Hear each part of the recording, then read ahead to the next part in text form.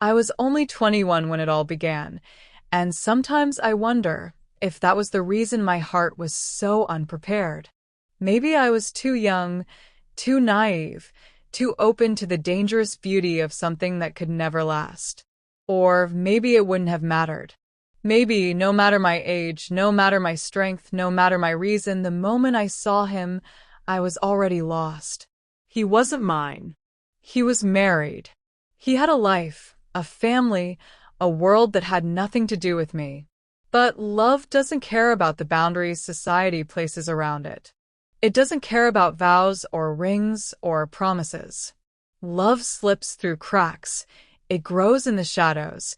It burns even in the forbidden places where it should never exist. And yet, when I first saw him, I didn't think about any of that.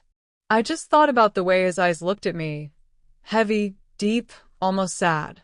It was as if he carried entire oceans within him. And I wanted to drown. At first, it was nothing.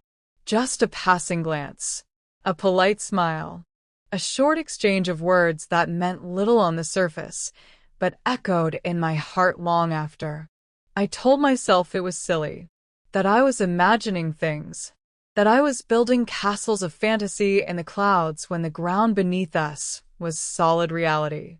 But then he kept coming back. He kept finding me. He kept asking questions that weren't necessary. He remembered small details I had mentioned once, the way I liked my coffee, the book I was reading, the song I hummed under my breath when I thought no one was listening. And I began to realize that maybe, just maybe, I wasn't alone in this madness. Our conversations stretched longer. What began as small talk grew into confessions. He told me things he shouldn't have told me, about his work, about his life, about his marriage. He never said it was unhappy. Not directly. But I could hear the emptiness between his words. And every time he shared a piece of himself, I gave him a piece of me. I didn't notice when it happened. When admiration turned into attraction, when attraction turned into desire, when desire turned into love. All I knew was that one day I woke up and he was already under my skin. In my veins. In my heart. And when his hand finally touched mine, everything inside me ignited. It happened late in the evening, when the world was quiet and shadows stretched long. He looked at me, and I saw the battle in his eyes. He was torn, caught between what was right and what he wanted. And then, as if something inside him snapped, he leaned forward and kissed me. The world dissolved. The air disappeared. My heart stopped and then raced so wildly, I thought I might faint. His lips were soft, desperate, hungry. I knew it was wrong. Every part of me screamed that this was forbidden. And yet, my body betrayed me. I kissed him back, with every ounce of longing I had been holding in. That kiss destroyed me, because after it, there was no going back. We became experts at secrecy, at living in the shadows, at creating a world that only existed for the two of us. He would call me late at night, his voice hushed, as if afraid the walls themselves would betray him. I would wait for his texts, my heart racing at every vibration of my phone. We met in hidden corners, in quiet cafes, in places where no one knew us. Every touch, every glance, every embrace was stolen. And because it was stolen, it burned brighter. It was like drinking fire, dangerous, intoxicating, impossible to resist. He told me he loved me, and I believed him. How could I not? His words wrapped around me like a blanket. His touch erased all my doubts. His presence made the rest of the world fade away. But love built in shadows carries a weight, a heaviness, a constant fear of discovery. Every time we were together, part of me was terrified that someone would see us, that someone would tell her, that our fragile world would collapse in an instant. But another part of me didn't care, because every second with him was worth the risk. Months passed, and our love only deepened. We shared everything, our dreams, our fears, our secrets.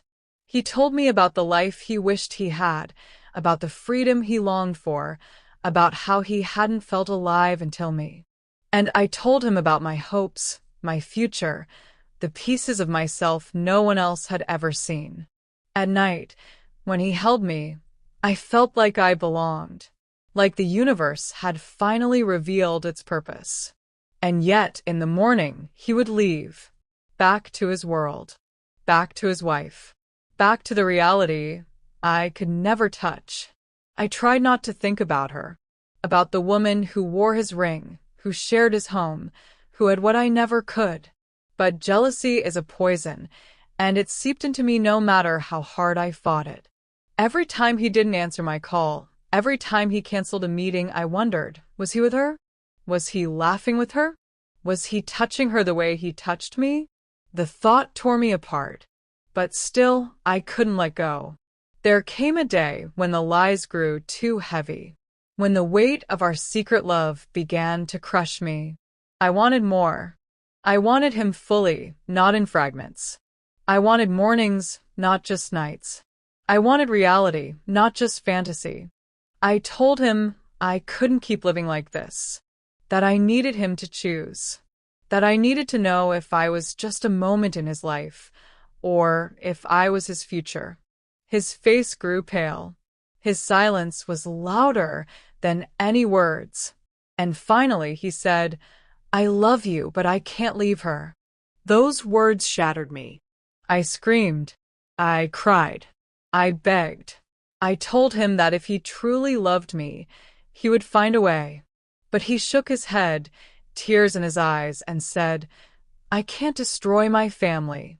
I can't be that man." And just like that, it was over. The days that followed were hell. I couldn't eat. I couldn't sleep. Everywhere I went, I saw him. In every shadow, in every song, in every dream. My heart ached with a pain I didn't know was possible. I hated him for leaving me. I hated myself for loving him. And yet, despite the hate, despite the anger, I missed him more than I could ever put into words. Weeks turned into months, and still the ache remained. Time dulled the sharpness, but the scar never faded. Even now, years later, I feel it. When I close my eyes, I still see him.